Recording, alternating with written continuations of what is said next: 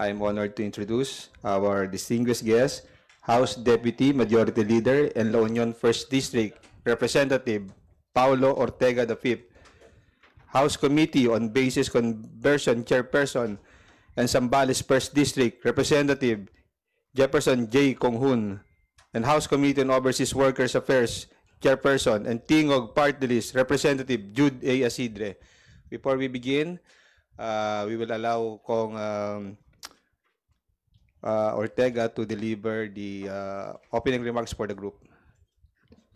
Good morning sa ating pong lahat, mga tagapakinig, saka mga kasama kong congressmen at saka mga kaibigan sa media. Magandang araw po at we have a few more days before we end session and a few more days at hindi ko alam kung may press con pa tayo during the break, but at least we get to address pressing issues and important na mga tanong po ng ating taong bayan through our media. Maraming salamat po. Good morning. Thank you, Kong Pao. For today's first question, may call on Marian Enriquez from TV5. Good morning po. Also for Congressman J. Konghun and pwede po yung iba. What can you say about the 12 billion budget cut po sa Department of Education na ngayon po maraming criticism saying na it's unconstitutional na mas malaki pa po yung budget ng DPWH kumpara sa education sector, even if you combine the Department of Education and the SUCs? Actually,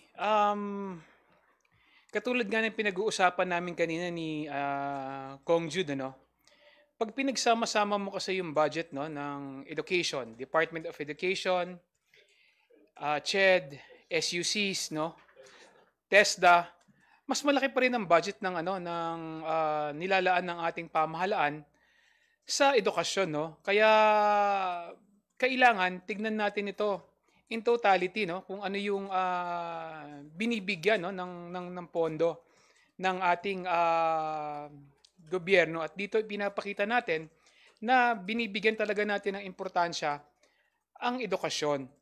Second, syempre, kailangan din natin tignan yung utilization rate ng Department of Education dahil kailangan din naman nilang explain lalong-lalo na yung kanilang computerization program na sinasabi nga na hindi napondohan. Pero pinondohan kasi natin yan nung panahon na ang Secretary ng Department of Education, si Vice President Sara Duterte, nakita naman natin yung nangyari, Ang dami-daming mga laptops na nasa mga warehouses pa na actually na hindi pa na-deliver, So kailangan explain muna nila yung mga programa kung paano ginagamit yung ibinibigay sa kanila na pera ng ating pamahalaan. Kasi hindi naman po pwede na bigay na lang tayo ng bigay na hindi naman nila na-account kung paano nila ginamit yung pondo. So again, napaka-importante ng edukasyon dito sa ating pamahalaan, dito sa ating gobyerno, binibigyan ito ng importansya. At hindi totoo na hindi ito mahalaga dahil talagang education pa rin yung may pinakamalaking budget na pinaglalaanan ng ating gobyerno. Dagdagan ko lang yung sagot ni Kong J. Of course, the House is very confident with the Secretary ng DepEd, si former Senator Sani Angara.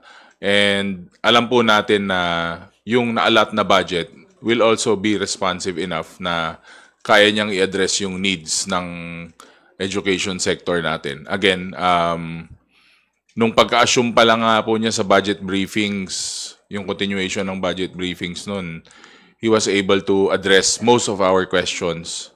So again, we are confident that the budget given to the Department of Education is very responsive and it will be responsive sa needs po ng ating mga students, sa ating mga teachers at sa mga pangangailangan po. Thank you. In addition lang sa sinabi ni Paulo, ni Kong Paulo, dapat makakita din tayo ng improved utilization rate ng Department of Education. Bago din natin sila bigyan ng pondo. Dahil ayon mismo sa ating COA report, DepEd disbursed only 2.75 billion of its 11.36 billion sa 2023 budget for ICT equipment, no? So talagang nung nakaraang mga panahon nagiging notorious ang DepEd, no, sa pagiging delay nila sa kanilang mga procurement, no? At lalong-lalo na yung pag-uphold nila ng transparency and accountability.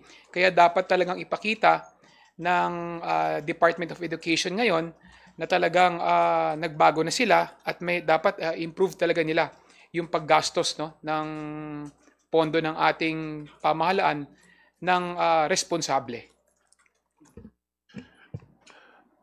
I just wanna add context na sa sinabi ni Kong Paulo at ni Kong Jay, no? Tuwing nagbabalangkas tayo ng budget, hindi to parang grocery list na lahat ng kailangan natin ipasok natin kaagad. Dahil kung tatanungin mo ako kung ano mga pangangailangan ng bansa, lahit na sabihin na natin sa larangan ng edukasyon, lahat to pwede nating ipasok dyan. Kakulangan ng classroom, kakulangan ng teacher, maraming pong pangangailangan. Pero pag tuwing nagbabalangkas tayo ng budget, hindi lang ho natin tinitignan ang ano ang kailangan paggastusan, inaaral din natin ano ang kapasidad ng ahensyang itong gastusin yung perang binigay sa kanila. At the numbers won't lie, and it's quite unfortunate because we know Secretary Sani Angara to be a very good public servant, very efficient at what he does. Ngunit, nananatiling nakikita yung limited na disbursement capacity, yung mababang utilization rate ng Department of Education, siguro nanggaling tayo sa naunang Secretary of Education. At I think magandang napapanahon na ayusin muna ng DepEd yung mga, kung anumang mga challenges ang meron, especially in the utilization. Second point is, hindi ibig sabihin na tinanggalan natin ng disbursement, anong digitalization project, nawala na ang prioridad sa education. Remember, this year, we've invested heavily also in human resource. Nandyan yung pagtataas ng ating chalk allowance at teaching supplies sa ating mga teachers. It's unprecedented. Medyo tinitignan natin saan ba ang pinakakailangan. Katulad ng sinabi ko kanina, maraming pangangailangan ng ating bansa sa larangan ng edukasyon, for example. And Congress has simply had to do this very delicate work of balancing interest, lalong-lalo na kung limitado din ang fiscal space na available sa atin. Sir, sorry, for the record lang, would you know po yung total budget na allocated for the education sector pag pinagsama-sama? Thank you po.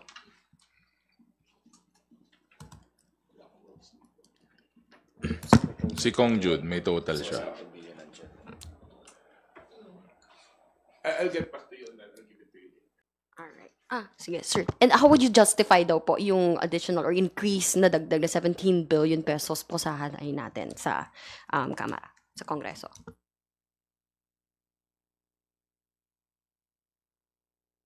Merong 17 billion pesos sa House of Representatives. 17.3 billion sa BICAM report. House naman, nakikita naman natin yung improvements, at least for example, yung infrastructure ng House ngayon. Nakita nyo naman with the modest budget na meron tayo last year, ang daming nabago sa House. And this is not a new facility. This was built in 1980s.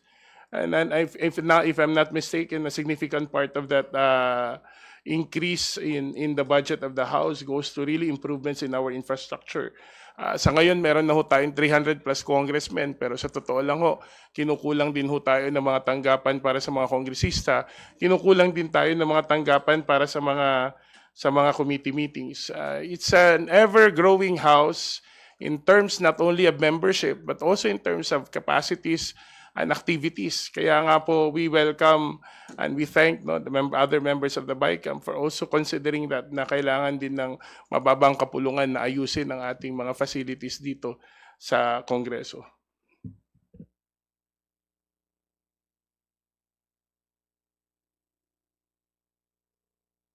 Po sa DPWH na additional budget nila, paano raw po natin din i-justify ngayon? Do I understand hindi kayo part nung sa BICAM, ano? Ay, si Kong Jude, sorry. Pero yun nga, meron din pong issues on underspending po sa hanay po nila nung mga nakalipas na budget briefing. Well, there are the reasons for the inefficiencies in the in DPWH and DepEd cannot be you can't compare apples to oranges, no. Sa DPWH, for example, a significant amount of the reasons bakit nagkakaroon ng inefficiencies is brought about, of course, by the weather. For example, nakailang bagyo tayo ngayong taon, nakailang bagyo tayo noong nakaraang taon. Yun po, bawas po yun sa maraming araw na ginagamit na pwede sanang magamit natin sa pagkukompleto ng mga proyekto. I'm not saying that it's totally hindi natin kailangan tignan, but in the balancing of priorities, una, malaki ang direct na contribution ng infrastructure sa stimulus ng ating ekonomiya, for one. Second, we're looking at infrastructure that are critical sa ginagawa ng iba pang mga ahensya like mga classrooms, school buildings, evacuation centers, kahit nga yung mga hospitals din na ginagawa natin. Yan po mahalaga, lalo-lalo na as we try to also expand our economic growth. Remember, infrastructure will always be, the size of your infrastructure will always be the size of your economic growth. Malaking bagay po yun. Kaya po sinasabi ko, yung inefficiencies kung meron man, at alam naman natin yun, yung mga inefficiencies, mga slippage natin sa ating infrastructure projects, iba po ang rason, ikukumpara sa mga inefficiencies na nakita natin sa Department of Education. Hindi naman ho siguro delivery ng computers ang nagpatagal ng mga proyekto sa DPWH. Madalas sa hindi ho, may kinalaman po ito sa klima, sa natural disasters. At syempre, nandyan po yung mga adjustments natin kasi lalo-lalo na sa costing, madali pong maapektuhan ang ating presyo ng infrastructure projects. Thank you. The next question will come from Vivian Gulia of ABS-CBN2. Please proceed. Good morning po. Sir, ano yung implications? Kasi yesterday may lumabas na resulta from the PSA checking the yung mga parang around 2,000 names and then parang 1,000 plus yung wala raw pong records. Ano po yung implications nito doon sa investigasyon ng good government? Well, hindi naman siguro implication. So, kino-confirm lang po yung mga findings saka karamihan po ng mga tanong dun sa aming hearings, no, na yung mga tao na yon ay hindi po totoo at hindi nag-exist. Siyempre, na-magnify lang po to dun sa kasikatan po ni Mary Grace Piatos, pero meron pa po pala siyang 1,000 na mga tropa na kasama. So again, parang hindi naman na po kami nagulat doon. Papunta na nga po doon at alam po natin na hindi po totoo itong mga taong to. So, at nagamit lang yung mga pangalan na to para makapaglabas po ng kaukulang na confidential funds.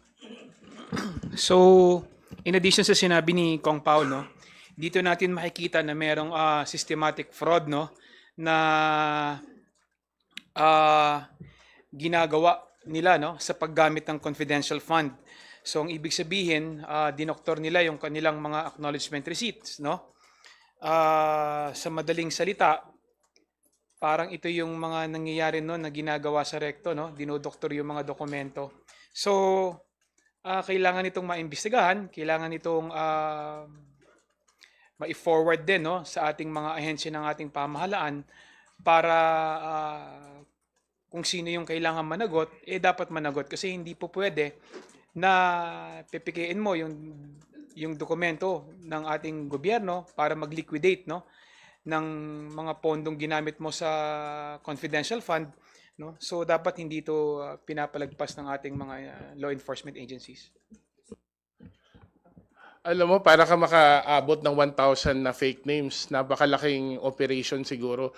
So hindi ko lubos maisip paano mag-isip ng 1,000 plus na fake names, no? nagpapakita ito na intentful yung paglinlang sa taong bayan kung paano ginamit yung confidential funds. Hindi natin pwedeng masabing ito'y code, hindi natin pwede masabing nagkataon lang.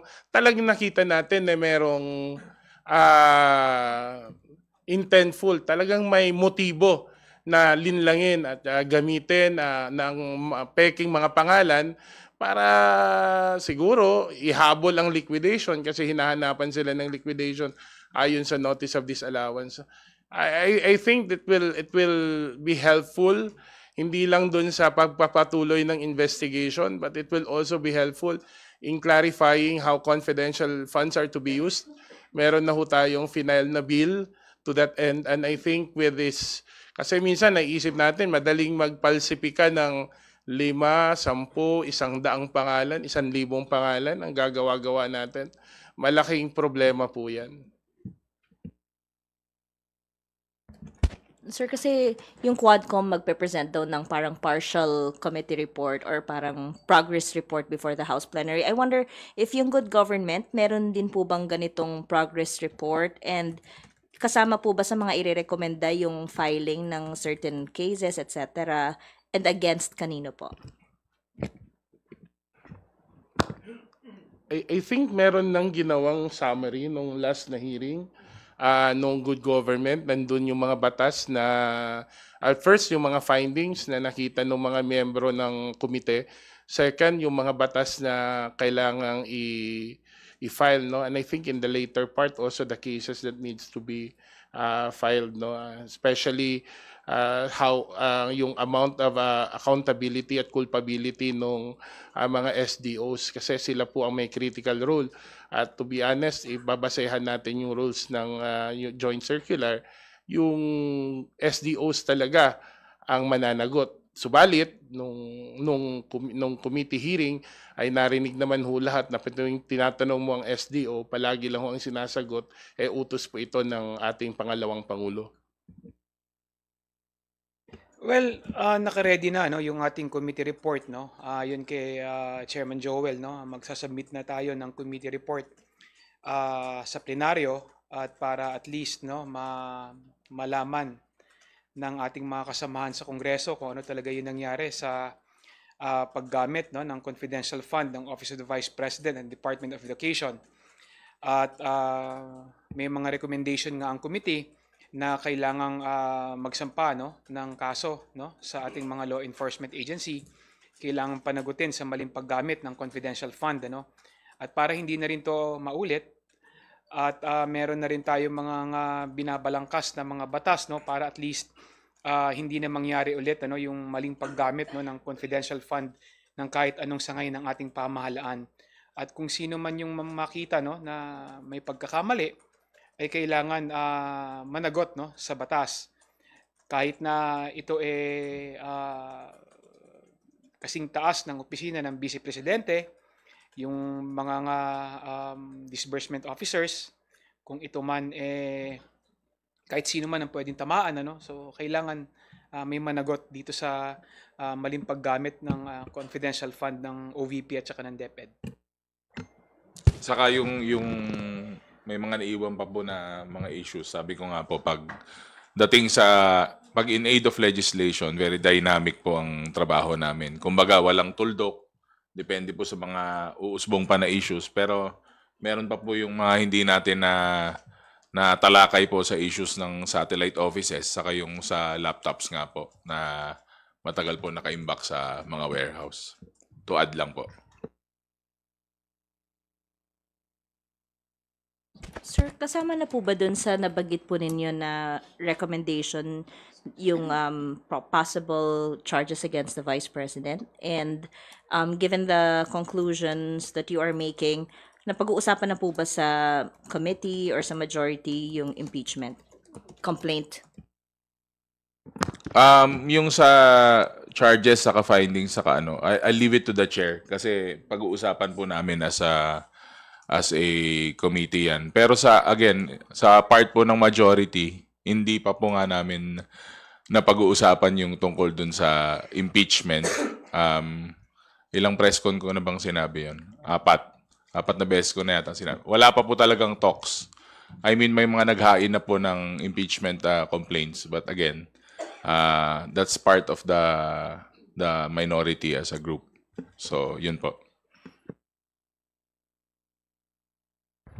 Thank you, Bibian. Moving on to the next question. Kat Forbes from Radyo Pilipinas, you're recognized. Sir, tanong ko na lang po. Wala rin po yung mic, dito lang po sa likod. Sir, meron pong comment or statement si Senator Bato de la Rosa regarding po sa Quad Committee. Kanya pong sinasabi na ito daw po ay ginagamit para lang siraan ang former President Duterte. Ano po ang inyong comment regarding dito? Siyempre, he's entitled to his own opinion. Pero maganda rin po na nanonood po siya ng Quad at saka nakikinig po siya ng Quad and is observing na at least they can see how hearings are done in the House of Representatives na alam naman po nila wala pong bahid ng bias doon. So again, sarili po niyang opinion yun and thank you for being one of our viewers doon po sa Quadcom hearings namin. Salamat. With all due respect kay Senator Bato, no, although sa totoo lang ho, dapat hindi kami nagko-komento sa mga hearings ng kabilang kamara, no. But for the sake, kasi natanong na rin naman ho, wala naman ho siguro kayong nakita doon na minanupula, lahat ho naman ho ng siguro sa tagal naman ng hearing na ginagawa araw-araw, lahat po yun nanggagaling sa mga testigo at mga resource person na pinapaharap po sa komite. I don't think it has been, the intention is to malign someone. I think the intention is to hold people accountable, to make sure that the laws that we have passed are executed, are implemented well. And I think in this case, no, nakikita natin na may mga batas na lumalabas at may mga batas na mga panukalang batas na nafa-file. At nakikita ho talaga nating in aid of inquiry in aid of legislation po ang ginagawa natin sa Kamara. Nakita nyo naman, our probe is grounded on facts, no? Nasubaybayan nyo rin yung mga hearings ng Quadcom. We remain faithful to the rules on testimonies, no? And evidence sa aming pagdinig. Pero sabi nga ni Kong Jude, lahat ng ito ay in aid of legislation. We are going to formulate legislation and laws, no, para maiwasan ng mga issues na tinalakay namin sa Quadcom at para hindi na ito maulit-ulit dahil alam naman natin na talagang maraming mga inosenteng buhay ang nawala, no, nung panahon na inimplement nila, no, yung war on drugs, no. So yun lang naman yung ating gustong ma-achieve, no.